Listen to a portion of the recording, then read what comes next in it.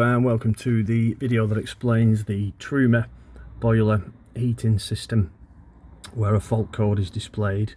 This can be for a number of reasons. It can be that the boiler's overheated. That can be due to the fact that you're trying to heat the water with no water in the boiler, so it'll sense that it's overheating. It can also be due to a power outage. So if the boiler has been set to mains electric and then there is a break in that supply, it will sense that and it will go to this fault code here. So that's done by resetting it on the boiler itself and also on this control panel. So I'll just show you how that's done on the control panel.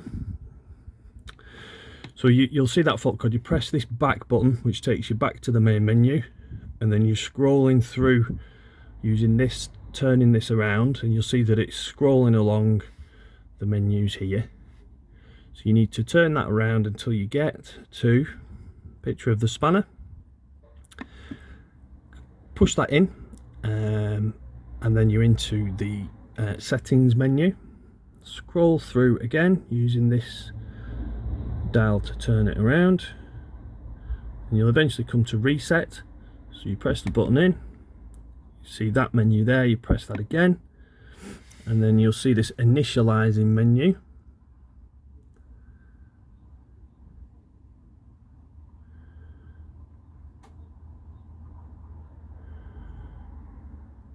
Okay, so that's reset the boiler. It's also switched it off, so it won't come back on. You need to then go through the normal method of switching the boiler back onto the desired temperature, and also doing the same with your water. Now obviously if you've got no water in the boiler, don't switch the water heater function back on. Also, what can also initialize a fault code is when if you select gas as your power source or mixed fuel, so that would be electric and gas together. If you select gas as your power source and you've only just connected the gas bottle or just switched the gas bottle on, it can take a while for the gas to get through the pipes and to the boiler and ignite. So it's probably better to draw the gas through on the hob first, and then you know that it's drawn through faster through the hob, and wait until your hob ignites, and then at least you know that there's gas coming through from the supply of the gas bottles.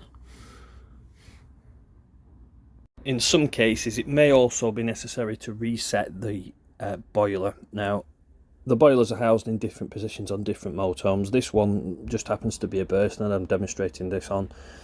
Now this is the boiler, so this is housed on this particular model underneath the forward facing dinette. This cover here is removed. It sits on there like that. It's just a protective cover, so that just clips off by pulling on the top there. Now it may also be necessary, depending on which fault code you find, and I'll try and put the fault code list in the description for this video. It may also be necessary to reset the boiler. Now on this model here, there's a small switch there, a micro switch next to a flashing light. So if you press that button in, you'll get a visual response in that the lights stop flashing. So keep that pressed in until that happens. You've got a green light coming back on, and that's reset the boiler then.